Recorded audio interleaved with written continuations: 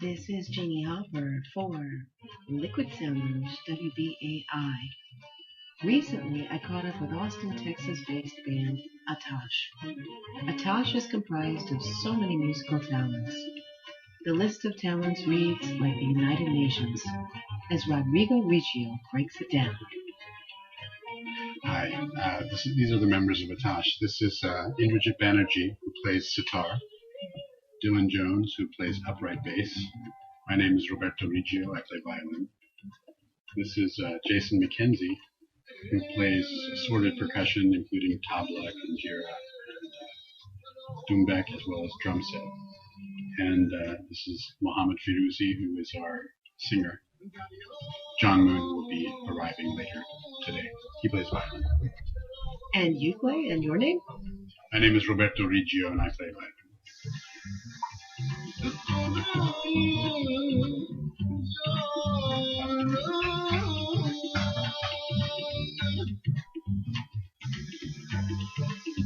Together they bring a world alchemy that feeds their original sound. I always say that when Rumi wrote a poem, "We have fallen to a place where everything is music," he was talking about Austin, Texas.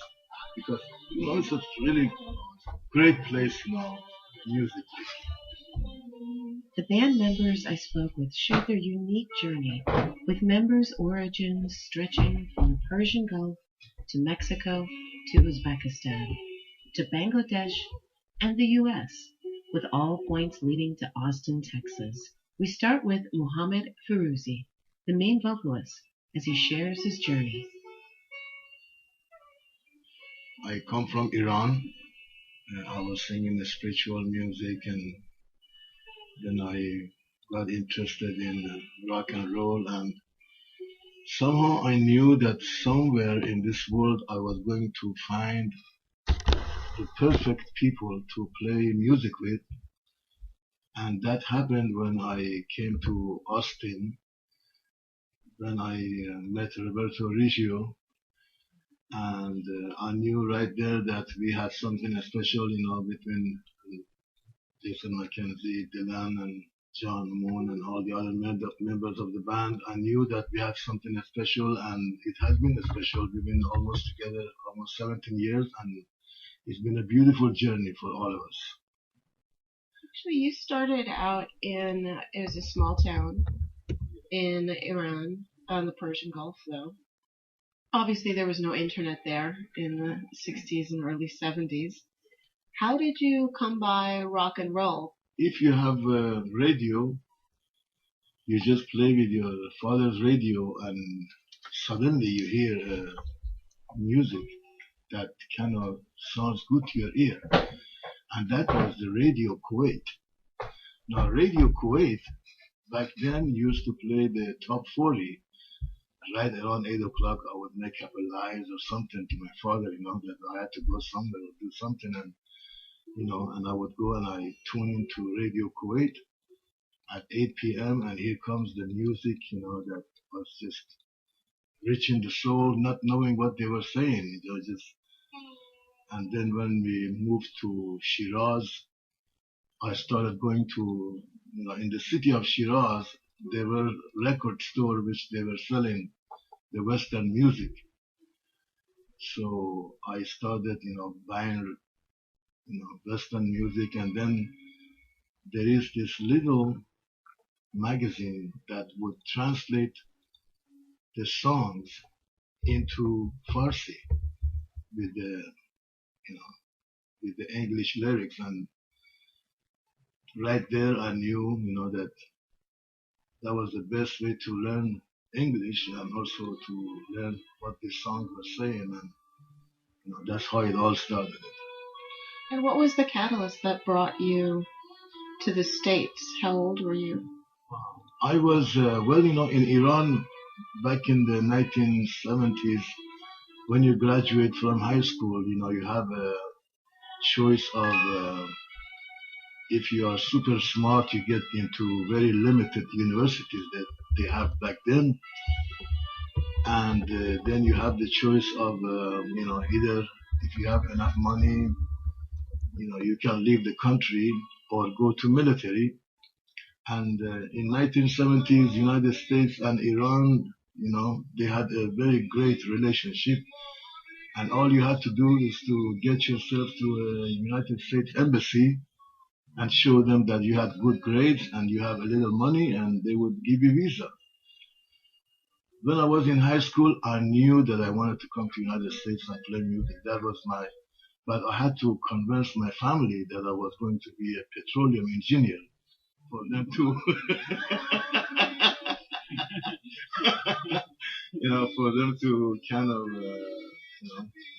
support me. There's the Texas connection. There you go. Yeah. Yeah, so that was, convince them that, I'm going abroad to study, and that I knew that I am coming here to become a musician in Texas. Yes. Austin.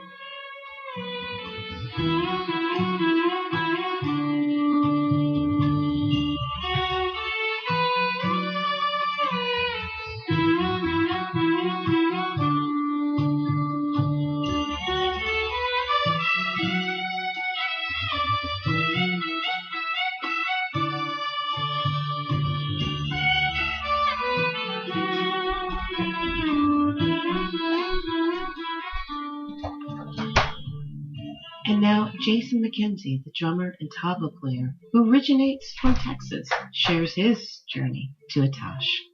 Now, Jason actually worked with Jeff Stott and Chevy Sabah. Chevy Sabah is a fellow radio head of mine in Pacifica, because he used to do a show on KPFA in San Francisco. Jason, tell me a little bit about your musical journey. And you are the tabla player and various percussion as well. Yeah, I played tabla and drum set. Let's see, I guess what got me to Texas was school. My parents highly encouraged me to college. All I wanted to do was music. I played in rock bands in high school. Plus, I was in the school marching band and the school jazz band. So I got a marching band scholarship to the University of North Texas, which also has a really good jazz school. One of the best in the country. So I went there, which is in Denton, just north of Dallas. And then after I graduated, I moved down to Austin with a rock band because we got tired of the Dallas scene. But then I really wanted to dive deeper into hand percussion. One of the things that really caught my attention at North Texas was we would have clinicians come through town. There was an Indian drummer who played jazz and tabla. She was really intrigued by that. So I found the perfect teacher in Austin, in Alok Datta, who now lives in Los Angeles. I got so into it that I actually visited India a few years later and stayed for 2 weeks. And back again 5 years later and studied the South Indian frame drum for like a year. And are you familiar with Glenn Velez? Yes. Yeah, I saw it clinically and percussion. Very impressed. I think it's interesting because he brings out all the various different frame drums from different parts of the world. He talks about the evolution of even the cymbal being added and how people utilize it in one culture versus another. Right. Yeah. Now, I guess I have to ask because I didn't do my full research. Is the Ali Akbar College of Music in Texas? Okay. No, that's in Northern California. After a few years of living in Austin, I had the bug to go out west and see what was going on. So I tried LA first, and I hooked up with the pop singer. Did that for a while, and then I didn't find what I was looking for in LA and went to San Francisco. That's where I met Chevy Sabah and Jeff Stott, and then I began sitting in with them on tabla. But also went to the Ali Akbar College. We actually all went to the Ali Akbar College before I moved to California back in 2001. We all went on a road trip out there and slept on floors and toured the West Coast and attended classes when we weren't on. We only had classes once a week, so the rest of the time gig. So then I went again when I lived there 3 years later. And that's when I met Jeff Stott and Chevy Sabah.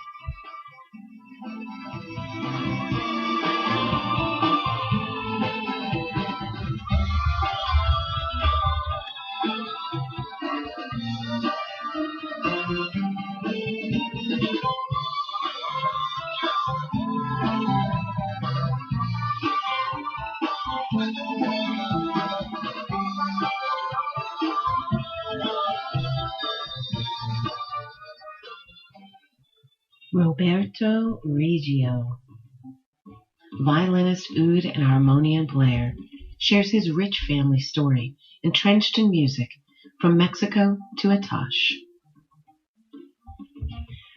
Roberto. Okay, here we go. Oh, you're very interesting, which I love. I swear, you guys are like the melting pot here. It's a beautiful thing. I always said that if the United Nations was replaced with all musicians, we'd have a very different world, right? We communicated through only music and the universal language. So, by way of Mexico, which is not a far cry from Texas, because technically Texas is Mexico.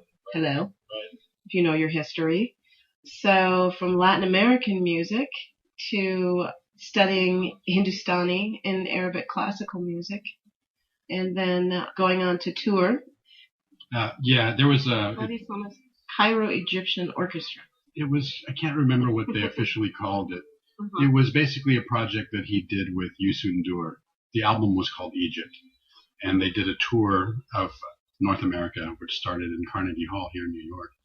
And we spent a week here rehearsing, and then toured around the country. And it was players from Egypt, Senegal, and then also players based in the States. Okay, so let's roll back a bit. How did you get from Mexico City and your father as a bullfighter? For your father to be a matador is actually quite a great honor. Yeah, I mean, it's considered an art form. They're considered artists. And I didn't really know my father too much growing up because he had gone to Spain when I was quite young. But he definitely had an artistic personality, which my mom gave me a lot of his influence through the literature that he had introduced her to, and the poetry and music and stuff like that. So I didn't grow up too much around bullfighting, but I did get a lot of, I guess, the gentler side of what he had given to my mom. And how did your journey unfold from Mexico to Texas, and where in Mexico? I was born in Monterrey, and then I lived in Mexico City. I grew up with my grandparents, who were Sicilians from this area, actually. Mm-hmm. But my grandfather was a civil engineer in Mexico, and he was also a composer and pianist. And my mom was had a band, or had a group with her sisters that my grandfather was the director of, and they had grown up around Latin America, so they played a lot of Latin American songs. Although I began being self-taught on piano, my grandfather was one of the biggest influences that I had as a kid, and when he died, that's when I really got into music even more and started listening to records. And I kind of always approached music from the composer's point of view. You know, I was just interested in the ideas, in the melodies and the harmonies and the ways of putting things together.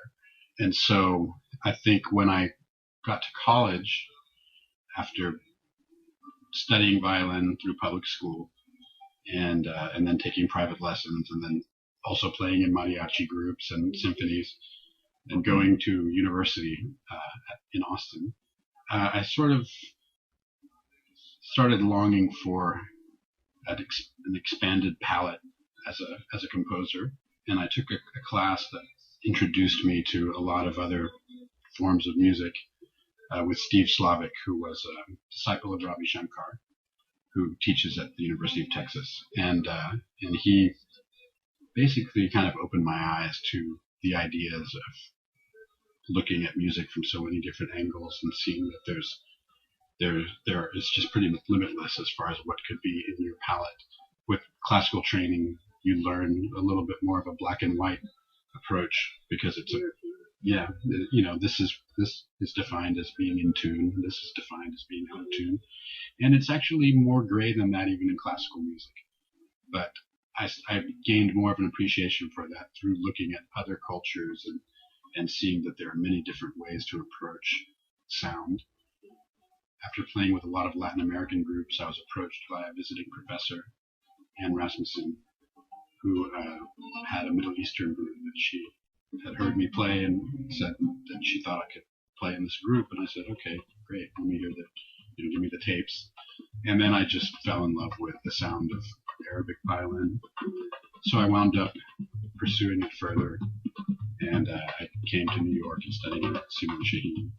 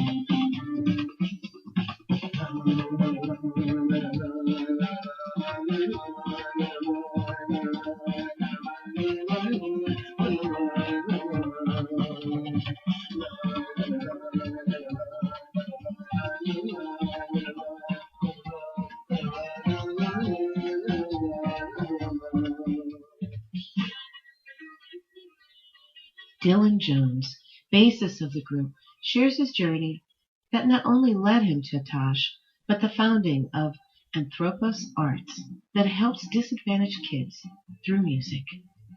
So, Dylan. Yeah, play the upright bass for Atash. I was very fortunate to have some great musical mentors coming up, which really influenced my path quite a bit. First being a bass teacher in Dallas, Texas, named Dwayne Hager, who was just super nice guy and incredibly funky bass player. Dwayne eventually said, I'm going to send you over to show this guy named Chuck Rainey, who was a classic, he's a Motown bass player. He played with the Aretha Franklins and Steely Dan has got some famous bass lines on that, and there's a lot of famous Sanford and Son TV theme. You hear the funky bass, that's Chuck Rainey. And he was very influential in just terms of being an inspiring, cool guy to hang out with when you're 17 years old. He was a lot of stories, and I really credit Dwayne for getting me going on technique and how to play. And he was the first teacher to tell me, and this is pertinent because it's what led me to teach. He broke it down for me and said, this is easy and you're good at it, and you can keep doing this. And set me on the path. Came to Austin for college, started playing in bands, and eventually ran into these guys and started drinking wine with Muhammad, which led to some music, we believe, and Bacchus of the group. Yeah, it was a little bit of red wine involved. It encouraged me and inspired me to start bringing that to even younger students and students that didn't have the economic advantage of parents that would pay for lessons that I did when I was a kid. So that led to the founding of Anthropos.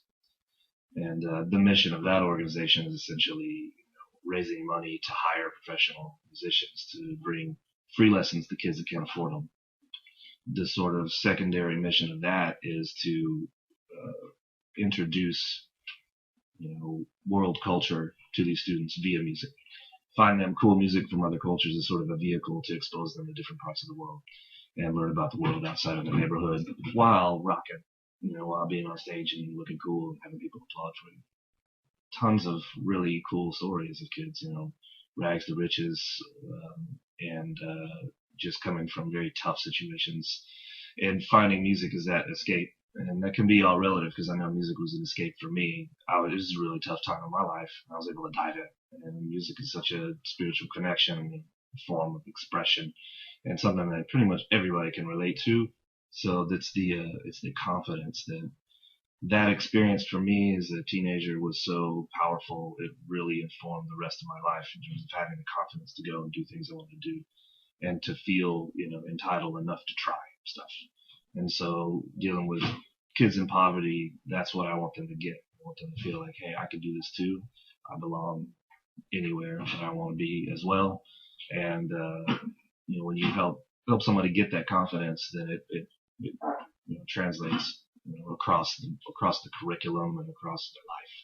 So it's the confidence boosting that, that's like the biggest thing for sure. I'm pretty sure everyone's partaken in your program here. Everyone at this table has taught and performed with and met kids and been a big inspiration to them. So, all of my students know about Atash and the guys, Mr. McKenzie and Mr. Ferruzzi. In the true UN ambassador form, Jason explains the great advantage to being based in Texas when it comes to meeting many artists who passed through and later came to jam with Atash. We've been really fortunate in Texas that when these amazing world musicians come through town, they're not being mobbed by people saying, hey, come play with me. So we've just been, and I credit Roberto a lot too, just being very friendly and approaching and saying, hey, what are you guys doing after your show? You guys want to hang out and jam? And so, we've kind of held a really cool position in that. I want to say Oz is not quite a small town anymore, but it's a sort of small town thing. So we've gotten to play with all these amazing musicians, Intricate being one of them. And Abos came and we've done some collaborations and concerts, and then our new album, everything.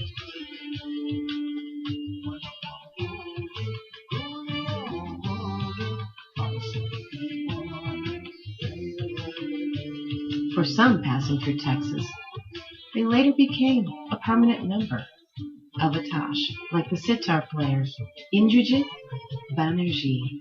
He breaks down his journey from the Bengali film score scene as a busy session musician for 15 years to touring the U.S.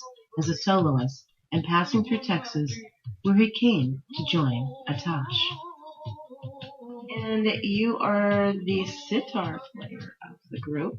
So tell me a little bit about yourself and how you made your way to Texas and where from. I'm from Calcutta, and I like the energy of this band and the taste of different culture and music. It's a very original kind of music which has a very unique appeal, I would think. They like the input of my sitar in their music, so they invite me to play. And here in this first album, I was there. I think I was in the first album and also in the second album. Well, I was visiting at that time. I never used to stay here. I was visiting as an artist from India. And then in this album, I was here. So before that, I used to come to Texas for tour. I was like, I came with a bunch of gigs in US, and I used to stay here, and they were really kind and nice. They used to take me around and party and all when I was in Texas. So that's how I know them. So wine with me home. Yeah. Yeah. All right, thanks. And what were some of the groups that you were touring with that brought you to the States? Well, I've never played with any groups. Before I played with them, I played classical Indian sitar with tabla, just classical, my own gigs I used to do. And I was exposed to film music because I was playing for India, I was from Bengal, Calcutta, so I was playing in the music association, sometimes film scores. So I knew how to play sitar in different scales. So that was easy for me to adapt to this kind of music. Because what I like about this music is when we play these classical gigs, it's all very silent, as you know, in the Western classical also. It's a very serious affair going on.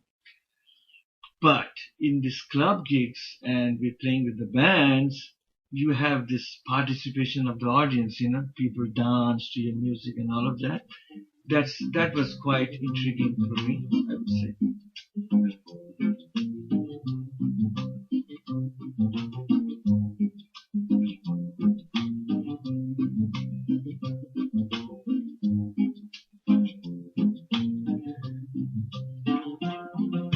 And the stories get richer, and more stories unfold as the band members share the journey of the other musicians that make up Atash who were not present for this interview, showing what a true family affair music is for this true worldwide web of talents.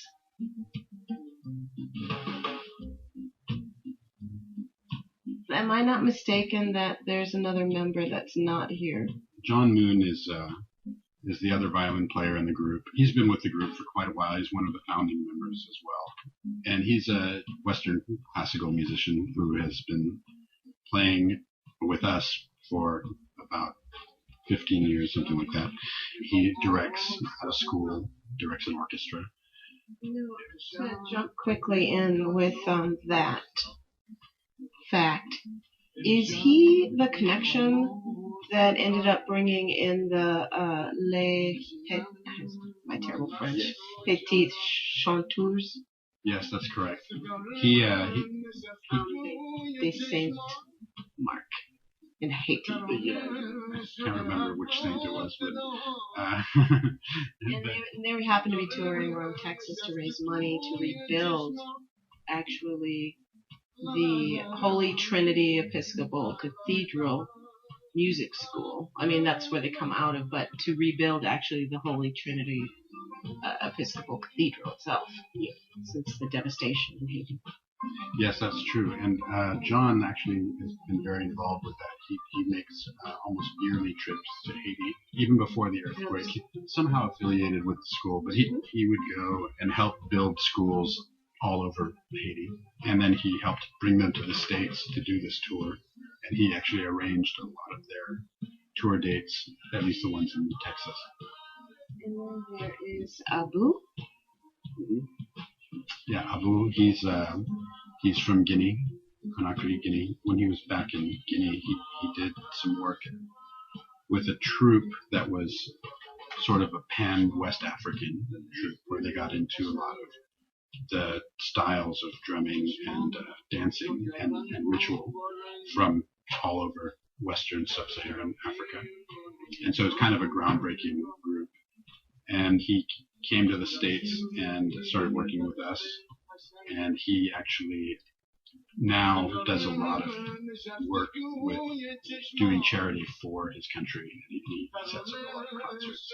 And I think he brings American students to Guinea as well to learn and live with these village musicians. I wish he were here to tell the story himself. Now, you have had 2 albums out, Public of Love and Global Harmony, the 2 albums, and now this new album, which we were just actually mentioning, one of the guest artists, the choir. I would like Roberto to mention also another frame drummer that's... Well, there's somebody who's really amazing. It's this very... from Uzbekistan, exactly. And that instrument is so unique, because I've never seen a frame drum with kind of the intricate metal hoops, but then hung individually in the interior of the circumference of the drum. Yeah, that's percussionist is Abul Kazalov from Uzbekistan. He plays doira, which is the frame drum you're speaking of, and also kairak, which is a sort of 2 smooth stones that click together, sort of bright percussion sound. And then he's a hell of a djembe player also. He can play just about anything. He's been a touring member of the Zakir Hussein's Masters of Percussion tour for a long time. Just a great musician.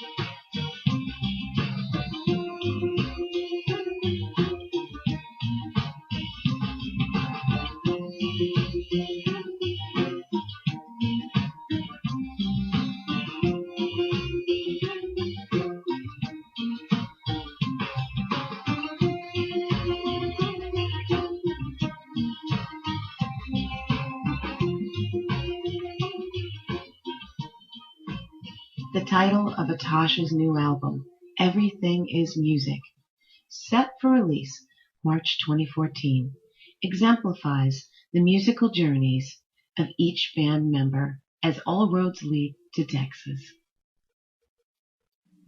So tell me, what has been the impact for you in your genre, in what you do? I like to say more kind of indigenous fusion rather than there's sort of a lately, or some groups I talk with, world music. To us, world music kind of includes everything. And like Mohammed was saying earlier, we don't really set out to combine this with this or try to do this with that. The title of the album actually comes from a poem by Rumi, where he says, "We have fallen to a place where everything is music." And as long as I've known Mohammed, and basically we got together again through playing music and drinking wine at parties and just jamming, he would always come out. At some point in the night, he would always just start reciting this poem by Rumi in English. We have fallen to a place where everything is music. And that's usually when the jam had reached a certain level of just kind of getting into that almost like psychedelic territory. The answer to, also part of the answer to world music thing is that, for example, where the rock and roll music, where is the rock and where is the roll, or where is the rhythm and where is the blues, and where is the soul music, or where is this kind of music and that kind of music. So, so they call it world music, and because they don't know what other thing to call it. And the reason for that is that, they have to put it in, Academy Awards and, so label it and do something to it. So they call it world music. But really, music is music. And so, You can't put it in a box. Well, you used to be able to. Now it's in the ether, right? Well, and if you really look at most genres of music, they've been formed through all kinds of fusions happening. I mean, rock and roll is a great example of that too. Jazz, yeah. I mean, really, there's no. Yeah. But I think there's one thing that defines world music for us, or at least our particular form of it, is it's just about embracing, which is why world isn't so bad as a word, because it's about kind of embracing everything. It's defined by a demographic that is internal rather than external. It's the idea of being open and being interested in different things, and kind of embracing things that you don't know and things that you don't understand, and each other. I think our audience really kind of illustrates that really well. I mean, when you go to one of our concerts, you just see such a mix of people. It's almost bizarre, but but they all have something in common, and it's something that can't be defined by anything external. Is there any room, or have you had anyone then embrace and take your music another step in terms of remixes or reversions of things? Or it's been thought about but not. Okay. Yeah, we're really open to that. Actually, we even want to remix our music. There's so many of you, and all of you by right are producers as well. We're never satisfied. You know, we always want to hear things in a different way. We get tired of something once we've heard it too many times and done a certain way, which is why we never play any song the same way twice. I think one of the hardest things for musicians to do is to classify their music unless they're really trying to emulate a certain style or era. And so usually one's they what kind of music you'll play. It's like, all right, well, how much time do you have? I'll give you the version of the international mix. So I got this from here and this from here and this from here. But ultimately, it's fun and energetic music. We all have a really good time putting ourselves into it. It's been a very natural progression. I think that's why I like it, and why it's still been inspiring to me to play with this group of musicians, because we haven't had any problem where it's like, well, that sounds too much like this style or that style, or let's push it this way. We've got a lot of good collaborative energy, and that keeps it fun. And it's great to play. These guys are all really fantastic musicians. It's good to play at a high level. This is Jeannie Hopper for Liquid Sound Lounge here on WBAI with Atash. You heard previews of the music soon to be released in March 2014 from their latest album, Everything is Music, which says it all. Thanks for tuning in.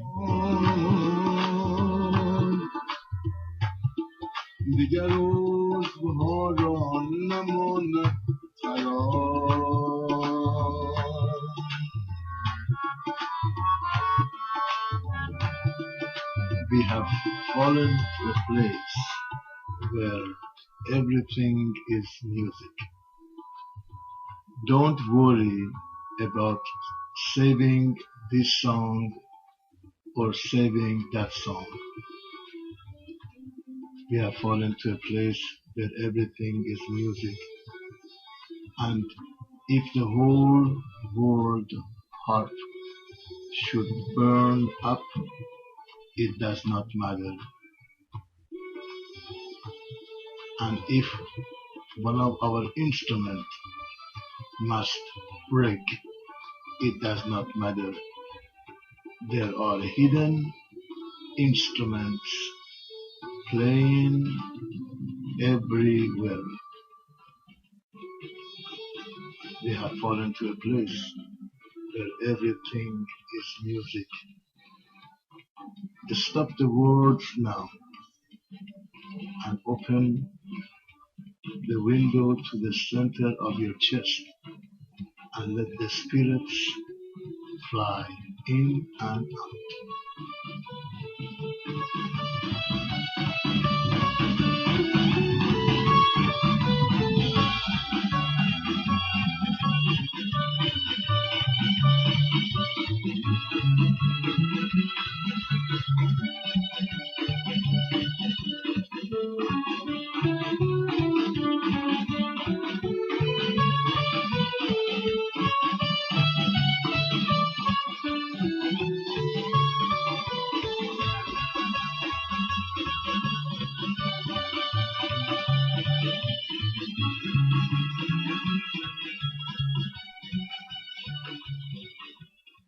You are tuned to WBAI 99.5 FM.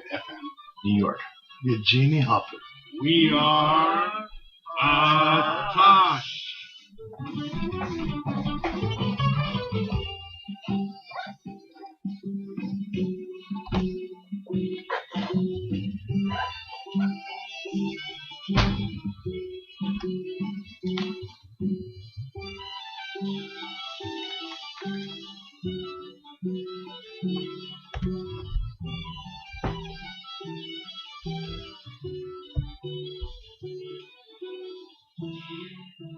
You are tuned to the Liquid Sound Lounge. We start at 7, take you till 10 p.m.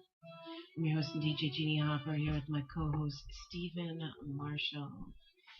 And I've got a few announcements for you. I hope you enjoyed my interview with Atash.